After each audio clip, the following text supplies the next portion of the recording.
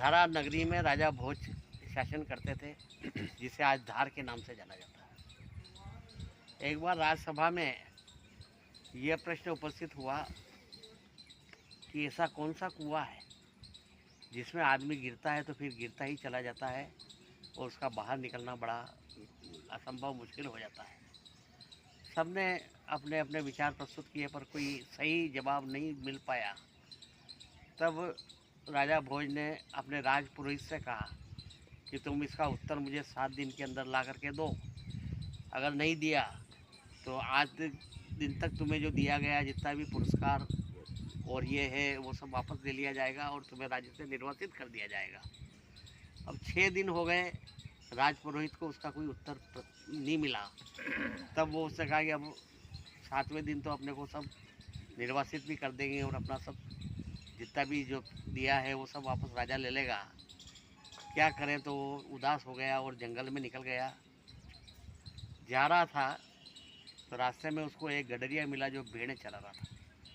तब उसने देखा कि ये कोई ब्राह्मण आ रहा है। तब उन्होंने कहा कि आप ब्राह्मण देवता इतने उदास कहाँ जा रहे हो। तब राजपुरोहित ने सोचा कि इतने बड़े बड़े विद्वानों से मैंने इसका उत्तर पूछा, कोई बता नहीं पाया, तो ये निरक्षर गंवार गडरिया जो भेड़ें चराता है ये क्या मुझे उसका जवाब देगा। तो उसने कहा कुछ नहीं है, तुम्हारे बस की बात नहीं। तो उसने कहा देखो पंडित जी, हम भी सत्संगी आदमी हैं, सत्संग करते हैं, थोड़ा बहुत ज्ञान हमको भी रहता है, आप अपनी समस्या तो बताइए।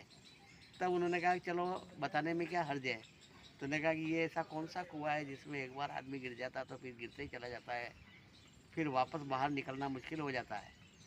तो उसने कहा कि क्यों, क्योंकि मेरे को इस प्रकार का प्रश्न राजा ने पूछा है और अगर मैंने उत्तर नहीं दिया तो मेरे साथ साथ ऐसी ऐसी घटनाएं घटित हो सकती है कि मुझे निर्वासित भी किया जा सकता है। तो उसने कहा कि तुम काहे को चिंता करते हो, ये तुम्हारे तो राजा भोज अगर नाराज़ हो जाए तो तुमको क्या कोई फ़र्क नहीं पड़ेगा। मेरे पास में एक पारस पत्थर है, उससे खूब सोना बनाओ, तो ऐसे सैकड़ों राजा भोज तुम्हारे पीछे पीछे घूमेंगे। तो उसने कहा कि तो ठीक है, दे दो मुझे पारस पत्थर। कि पारस पत्थर तो एक शर्त पे मिल सकता है कि तुम्हें मेरा शिष्य बनना पड़ेगा। तो उसने कहा कि मैं इतना बड़ा विद्वान और राजपुरोहित और ब्राह्मण और इस गडरिये का शिष्य बनूँ, मेरे लिए कितनी बड़ी तौहीन की बात है। तो उसने कहा कि मैं भी तुम्हारा शिष्य बनूँगा, कि नहीं बनो तो जाओ तुम्हारा रास्ता ले, पारस पत्थर थोड़ी मिलने वाला है। क्या पारस पत्थर तभी मिलेगा जब मेरे चेले बनोगे। तो उन्होंने कहा चलो ठीक है, अपने को पारस पत्थर मिल रहा है तो चेले बनने में क्या अर्ज है। कि ठीक है, मैं तुमको गुरु बनाता हूँ और तुम्हारा शिष्य तो स्वीकार करता हूँ, लाओ पारस पत्थर दे दो। तो कि ऐसा थोड़ी, पारस पत्थर ऐसे नहीं मिलेगा, मेरे को इससे पहले आपको मेरे भेड़ का दूध पीना पड़ेगा। तो उसने कहा भेड़ का दूध तो अगर ब्राह्मण पी ले तो भ्रष्ट हो जाता है। तो उसने कहा मैं भेड़ का दूध तो नहीं पी सकता, मैं ब्राह्मण हूँ। तो क्या नहीं पी रहे हो तो मत पियो, जाओ अपना काम करो, रास्ता लो। तो उसने कहा कि यहाँ अगर अपन भेड़ का दूध पी भी लें तो यहाँ कौन देख रहा है। तो उसने कहा लाओ पिला दो। तो उसने कहा ऐसा थोड़ी पिलाएंगे, पहले इसको मैं झूठा करूँगा उसके बाद पिलाऊँगा। तो उसने कहा कि यार ये तो बहुत मेरा धर्म भ्रष्ट कर रहा है, इसका झूठा दूध मैं ब्राह्मण होके पीऊँगा। तो कि नहीं पियो तो मत पियो, फिर पारस पत्थर प्राप्त करने की इच्छा मत करना, पारस नहीं मिलेगा। तो उसने कहा चलो यहाँ कौन देख रहा है, पी लो। तो उसने कहा कि पिलाओ, पीने को तैयार हो। तो ऐसे थोड़ी है, ये सामने जानवर जो मरा हुआ था उसकी जो खोपड़ी पड़ी हुई है उसमें दूध निकालूंगा और उसमें फिर मैं जूठा करूँगा और थूकूँगा और फिर उसको तुम्हें पीना पड़ेगा।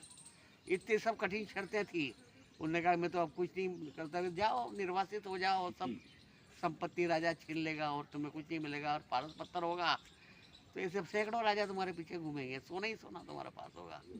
फिर वो फंस गया। तो उसने कहा ठीक है मैं तैयार हूँ। उसने कहा ये तुम्हारे प्रश्न का उत्तर है, लोभ ही सबसे बड़ा कुआं है जिसमें एक बार आदमी गिर जाता है तो फिर वो उसका निकलना असंभव हो जाता है।